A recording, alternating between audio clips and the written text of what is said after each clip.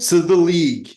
You're joining here with my co-host Benoy Tanjan, and this is David Magid.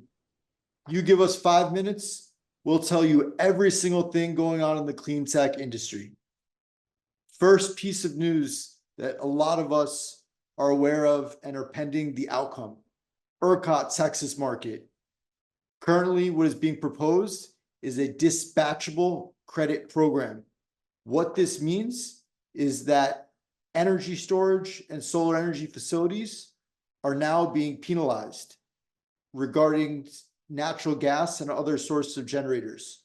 So there is a scheme to set up a trading of these dispatchable credits, which essentially would cost solar and storage in a time when they're already dealing with inflationary issues and cost, overruns on projects, further preparing uncertainty, to the industry, as we're dealing with it.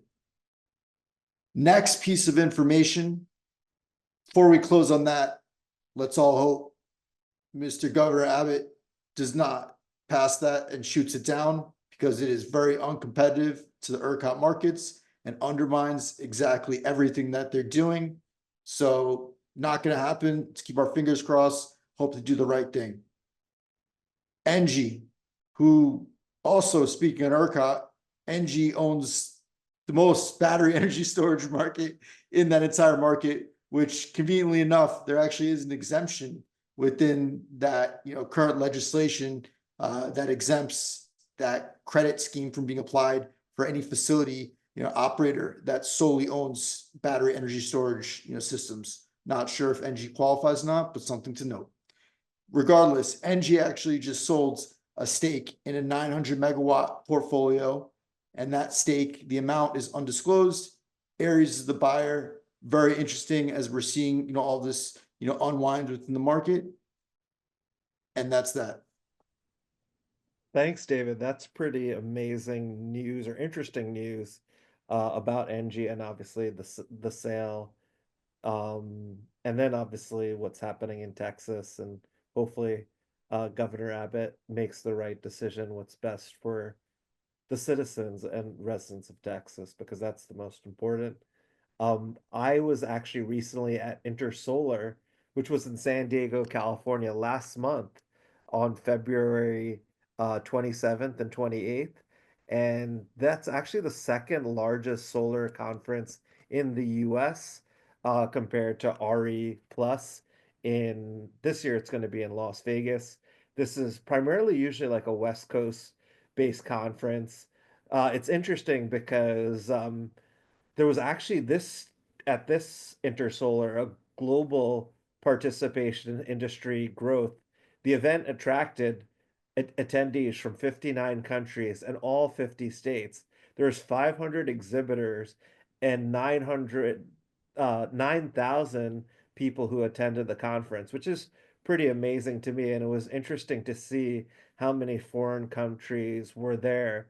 I walked the whole floor, and what was really interesting was to see how many energy storage companies there were some new technologies that I've never seen before. Also, it was not just energy storage related to lithium ion technologies, it was other technologies that were there. And then also, too, um, they have the solar games, which is really popular, where residential installers compete to see who could put a residential solar system the fastest. And it's always interesting to see um, how installers are able to install things faster and faster, and how like racking and panels and putting the equipment and batteries have gotten a lot faster over time.